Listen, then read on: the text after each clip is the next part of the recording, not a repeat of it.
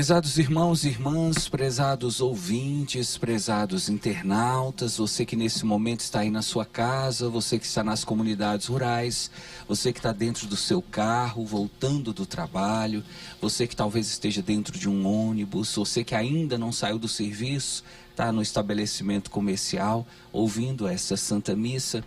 Hoje, meu irmão, minha irmã, embora eu tivesse a preferência por falar do Evangelho, que nos traz um texto muito bonito de um oficial romano que foi até Jesus pedindo a cura do seu empregado. Preciso dizer para você que hoje nós vamos ter que fazer uma homilia um pouco diferente, uma homilia mais formativa do que pastoral. Sempre a gente parte muito para o lado pastoral, procurando extrair dos textos alguma mensagem que você possa levar para a sua vida e que você possa extrair como um sentido, como uma palavra de Deus para você. Hoje nós temos uma missão diferente. E isso porque desde domingo, ontem, a igreja entrou em um novo ano litúrgico, em um novo tempo litúrgico. E nós não podemos continuar refletindo sobre os textos sem falar antes desse momento litúrgico que estamos vivendo. Então, peço a você que preste muita atenção, porque essa homilia vai servir como alicerce para todas as outras que vierem até o dia do Natal. Tudo que nós falarmos aqui hoje vai servir para todos os dias que antecedem o Natal, tá bom? Estamos em um novo ano litúrgico. O que é o ano litúrgico? É o calendário da igreja. A escola tem o seu próprio calendário, que nós chamamos calendário escolar. E na escola, o diretor, os professores, os alunos e seus pais seguem esse calendário. Nós temos o calendário da lua, que nós chamamos de calendário lunar, a lua seguindo as suas fases dentro de um período estabelecido. Temos o calendário solar, que é o calendário do sol, o sol se comportando de diversas maneiras durante um período determinado. Temos o calendário civil, que é o calendário que as pessoas seguem durante o ano. E temos o calendário da igreja. A igreja tem o seu próprio calendário, que nós chamamos de calendário litúrgico. Agora, a primeira informação interessante para você, que talvez você não sabia. O calendário litúrgico, que é o calendário da igreja, ele não segue o calendário civil. Para o calendário litúrgico, o ano de 2025 já começou. Desde ontem, domingo, nós já estamos no ano 2025 para a igreja. E o ano que começou, o novo ano litúrgico, inicia com este tempo chamado tempo do advento. E o que é o tempo do advento? A palavra advento vem do latim advenire, que significa chegada. É o tempo onde a igreja se prepara para a chegada. Chegada de quem? Chegada de Jesus.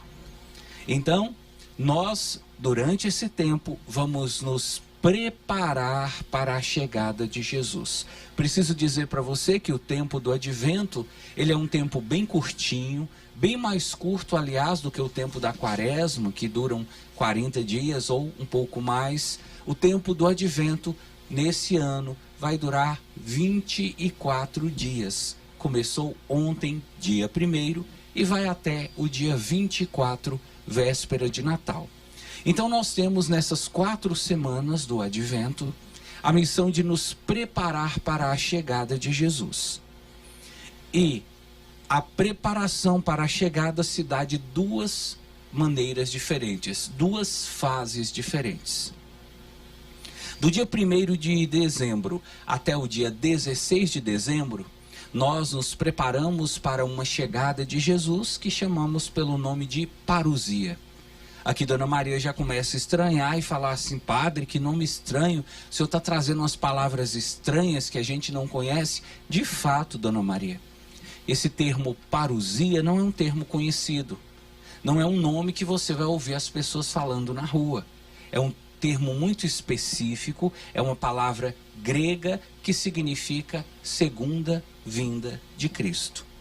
Então, do dia 1º de dezembro até o dia 16 de dezembro, nós nos preparamos para a parousia, que é a segunda vinda de Cristo. E a partir do dia 17 de dezembro até o dia 24, nós nos preparamos para uma outra chegada de Jesus, que conhecemos pelo nome de Natal. O Natal, a primeira chegada de Jesus, nos preparamos do dia 17 até o dia 24.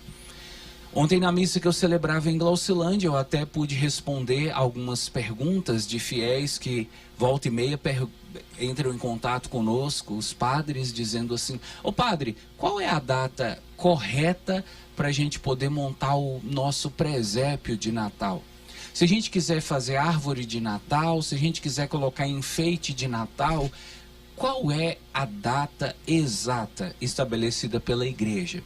Aqui nós já podemos responder para você dizendo o seguinte: se do dia 1º até o dia 16 nós nos preparamos para a segunda vinda de Cristo, que é a parousia, e do dia 17 até o dia 24 nós nos preparamos para o Natal, então o dia mais adequado para você montar o seu presépio é o dia 17 de dezembro. Aí você diz: ué padre, mas eu achava que começava no primeiro domingo do Advento. Muita gente acha, mas as pessoas que pensam assim não entendem que o Advento se divide em duas partes, em duas preparações para duas chegadas. Agora você já sabe, do dia 1º ao dia 16, parousia, do dia 17 ao dia 24, Natal. O que isso significa? Significa, como hoje nós estamos no dia 2 de dezembro, que nós estamos então nos preparando agora para a parousia.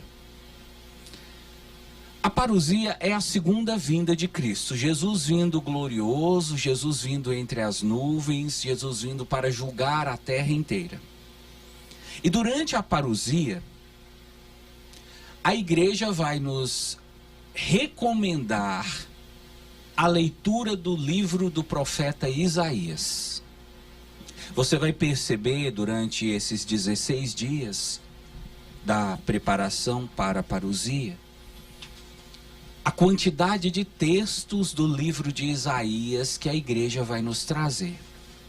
Aí você diz: ué padre, mas tem alguns dias que não tem. Realmente, e aqui eu vou citar para você quais são as exceções que a igreja estabelece, onde os textos não são de Isaías, mas são de outros livros. Olha só, a primeira exceção que nós temos dentro desse período, ela acontece no dia 8 de dezembro. Você que é beata da igreja sabe. O que celebramos dia 8 de dezembro, Dona Maria? A solenidade da Imaculada Conceição. Então, no dia da Imaculada Conceição, a igreja deixa de lado o livro de Isaías para pegar um outro texto que fala de Maria. A segunda exceção, dia 12 de dezembro, você que conhece muito de liturgia também sabe o que celebramos dia 12 de dezembro? Dia de Nossa Senhora de Guadalupe. Nesse dia o texto não é de Isaías, o texto é de outro livro da Bíblia. E a terceira e última exceção acontece no dia 16, que é quando a igreja nos traz um texto do livro de Eclesiástico. Tirando essas três exceções, o livro de Isaías vai nos acompanhar durante toda essa primeira etapa de preparação para a chegada do Senhor. O que você precisa saber sobre o livro de Isaías? O porquê Isaías é utilizado como referência para o Advento. O livro de Isaías foi escrito por volta do ano 792 a 722 antes de Cristo. Veja você, estamos aqui falando de textos que foram escritos há quase 800 anos antes de Jesus nascer. 800 anos antes de Jesus nascer, Isaías estava escrevendo o livrinho dele. E Isaías, já nesse livro, falava que o Messias iria chegar. Isaías, de uma maneira muito profunda e de uma maneira muito até descritiva, falava da chegada de um Messias. No livro de Isaías, 800 anos antes de Jesus, ele já faz referência a Maria, dizendo que uma virgem conceberá e dessa virgem nascerá o Salvador. Então, o livro de Isaías é utilizado para nos mostrar que nós precisamos nos preparar. É nesse livro que Isaías diz: aplanai os caminhos do Senhor, preparai os caminhos, preparai as estradas, as veredas, para que o Senhor possa chegar. É nesse livro que Isaías vai falar que os montes se abaixem e que os vales sejam preenchidos para que todos os terrenos fiquem planos, a fim de receber o Messias. Então você está percebendo? Isaías, dentre os profetas, é talvez aquele que mais nos ajuda a preparar para a chegada do Senhor. Por isso a igreja muito sabiamente nos trouxe, durante esse tempo do advento, textos relacionados ao livro de Isaías. Hoje, por exemplo, Isaías capítulo 2, versículo 1 a 5. Isaías vai falar da sua visão. Olha como o texto começa. Visão de Isaías, filho de Amós, aqui você já tem o nome do pai de Isaías, sobre Judá e Jerusalém. Judá e Jerusalém, no tempo de Isaías, faziam parte do reino do sul, e a promessa é que o Senhor, o Messias, o enviado de Deus, viria para reinar sobre o reino do sul. Ele reinaria como o rei de Judá. E aí Isaías começa a dizer: acontecerá nos últimos tempos que o monte da casa do Senhor vai estar firmemente estabelecido no ponto mais alto e dominará as colinas. O que Isaías está querendo dizer? Que quando o Messias chegasse, que a cidade onde o Messias iria nascer, a terra onde o Messias iria vir ao mundo, se tornaria a terra mais importante, a terra mais observada, mais visada, e todas as atenções se voltariam para aquela terra. Mas nesse livro, Isaías faz uma promessa maravilhosa. Uma promessa que nós não poderíamos deixar de comentar, Dona Maria. Principalmente nesses dias em que nós estamos ouvindo falar sobre rumores de guerra. Eu não sei se você está acompanhando as notícias, meu irmão, minha irmã. Não sei se você tem observado o que está saindo nos jornais. Talvez você seja daquele tipo de pessoa que diz assim: olha, padre, o mundo anda tão estranho que eu nem quero assistir jornal. Eu não quero ver jornal, eu não quero ver notícia, eu não quero saber do que está acontecendo na política. Eu decepcionei com tudo. Se você pensa assim, eu te respeito. Mas se você é daqueles que dizem assim: eu gosto de notícia, padre. Eu gosto de ler o jornal, eu gosto de ver o que está acontecendo. Todo dia eu assisto na televisão. Quando eu não posso assistir o jornal na televisão, eu pego no celular as notícias. Se você é desses, nos últimos dias você deve estar de cabelo em pé. Por quê? As notícias que estão chegando, e notícias cada vez mais abundantes, notícias cada vez mais sérias, é de que o mundo está à beira de uma terceira guerra mundial. Israel lutando contra o Hamas, lutando contra o Hezbollah no sul do Líbano. Israel lutando agora contra o Irã, algo inédito na história da humanidade. A Rússia lutando contra a Ucrânia. E a Ucrânia lançando mísseis na Rússia. E a Rússia lançando mísseis na Ucrânia. Nos últimos dias, caso você não saiba, a Rússia lançou um míssil na Ucrânia que nunca foi utilizado na história da humanidade. Para você ter ideia da gravidade do problema. O míssil que a Rússia lançou sobre a Ucrânia, ele é tão veloz que nenhum radar do mundo consegue detectá-lo. Ele é 10 vezes mais veloz do que o som.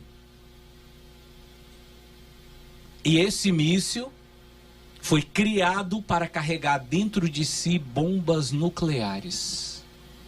E a Rússia, como que mandando um recado para o Ocidente, para os Estados Unidos, para a Inglaterra, para a Europa, mandou esse míssil para a Ucrânia, mas dentro não tinha as bombas atômicas. Mas eles disseram, olha, isso aqui é só um teste. Se Putin fosse aqui do norte de Minas, ele diria assim para a Ucrânia, o que é seu está guardado. Então nós estamos vendo a possibilidade de que a qualquer momento bombas nucleares sejam soltas no mundo. E a bomba nuclear, você não precisa ser muito inteligente para saber. Ela destrói tudo ao seu redor. E se você quiser conhecer um pouco mais sobre a bomba nuclear, veja o que aconteceu nas cidades de Hiroshima e Nagasaki, no Japão. Quando os Estados Unidos soltaram 2 bombas nucleares, a cidade inteira desapareceu. É disso que eu estou falando, Ana Maria. É da possibilidade de que bombas nucleares possam ser soltas, bombas nucleares possam ser disparadas no mundo inteiro e causar a extinção da humanidade. E aí você que tem crise de ansiedade, e aí você que já tem depressão, e aí você que anda muito nervoso, assiste essas notícias, vê essas notícias, você entra em pânico e fala, meu Deus, o que será do mundo? E aí vem Isaías, nesse texto, que eu até recomendo a você a leitura.